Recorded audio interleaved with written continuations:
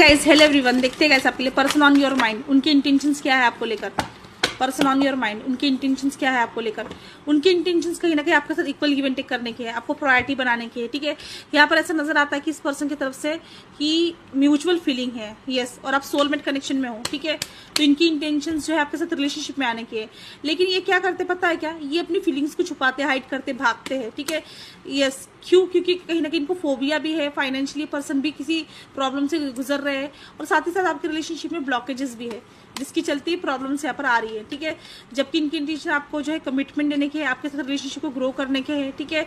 Yes, ये खुद भी दुखी है आपको इग्नोर करके, आपको आपके लिए प्रायोरिटी ना बनाकर, ठीक है। बट जस्टिस कार्ड है, ठीक है, ज्यादा समय तक होल्ड ऑन नहीं कर पाएंगे, जस्टिस देंगे आपको ये पर्सन, ठीक है। यस, यहाँ पर ब्लैक मैजिक निगेटिविटी हो सकता है विद डेविल कार्ड हियर, ठीक है। बट इनकी इंटेंशंस आपके साथ रिलेशनशिप को ग्रो करने के, आपके साथ फिजिकल इन्वॉल्व होने के है, और आपको कमिटमेंट देने के।